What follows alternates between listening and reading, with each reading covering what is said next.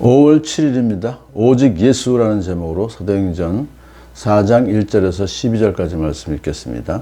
베드로와 요한이 아직도 사람들에게 말하고 있는데 제사장들과 성전 경비대장과 사두개파 사람들이 몰려왔다.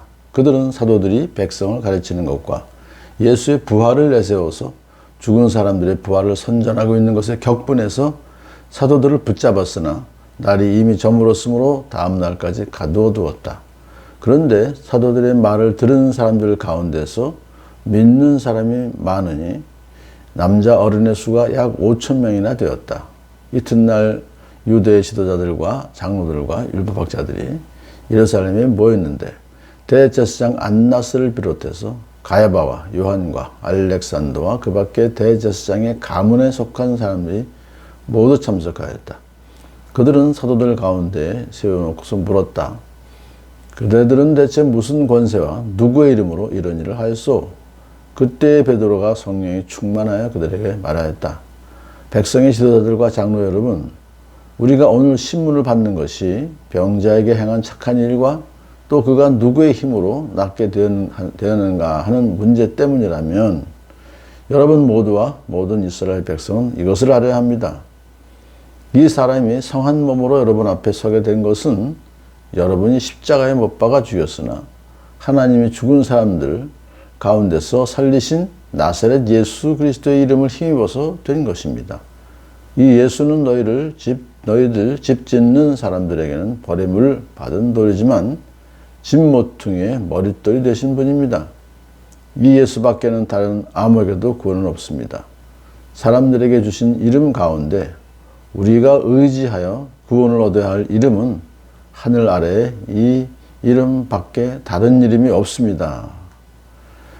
나면서부터 못 걷는 사람을 우리 베드로 요한이 지나가다가 돈을 달라고 하니까 금가오는 내게 없지만 나사렛 예수 그리스도의 이름으로 명하면 일어나 걸어라 그랬죠. 그리고 이렇게 세워서 걷게 된 이 사건을 본 많은 사람들이 솔로몬 행각으로 이제 모였어요. 그때 이제 베드로가 제자들과 함께 이 일을 행하신 분은 오직 예수 그리스도의 이름으로 된 것이다. 이렇게 이제 얘기하고 있는 어간에 대제사장들의 부하들이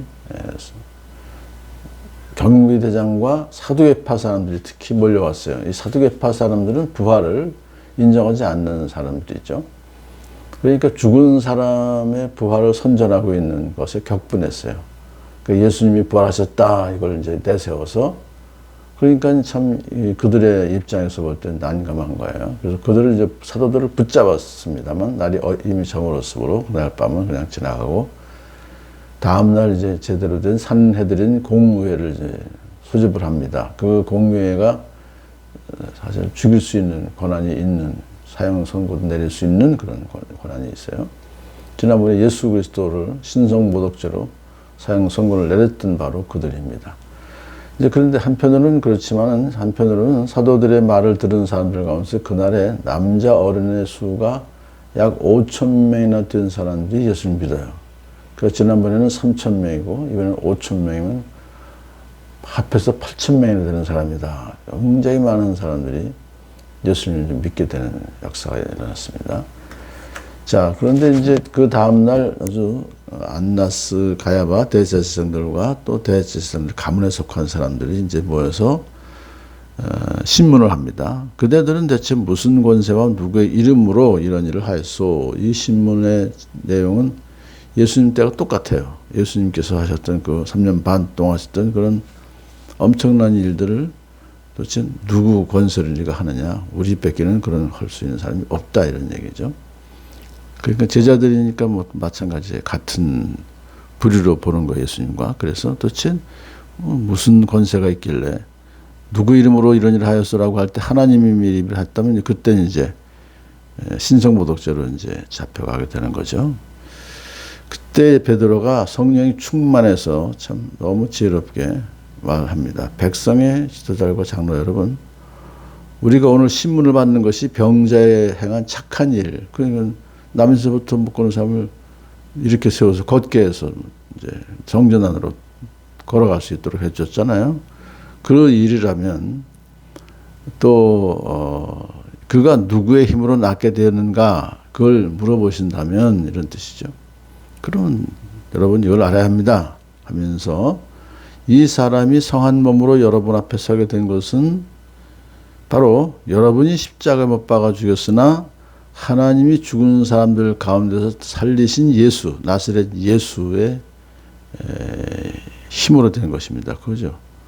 나사렛 예수 그리스도의 이름을 힘입어서 된 것입니다. 그러니까 이름은 대표성이 있으니까 구주 예수 그리스도, 그러니까 메시아이시며 주님이신 하나님의 아들이신 바로 그분을 힘입어서 된 것입니다 하면서 예수님을 다시 한번 강조합니다.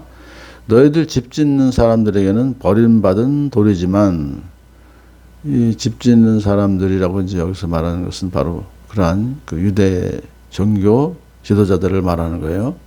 그들은 예수님을 버렸습니다만 집모퉁이의 머릿돌이 되신 분입니다. 하나님께서 그 나사렛 예수를 집모퉁이의 머릿돌이 되게 하셨다. 이것은 집을 짓는데 기초가 되는 것이고요.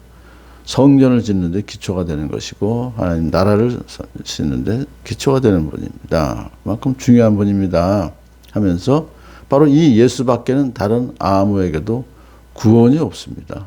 오직 예수님만 구원을 베풀 수 있습니다. 이 나면서부터 못 걷는 사람을 병만 고쳐준 게 아니라 그걸 구원까지 해주신 거예요.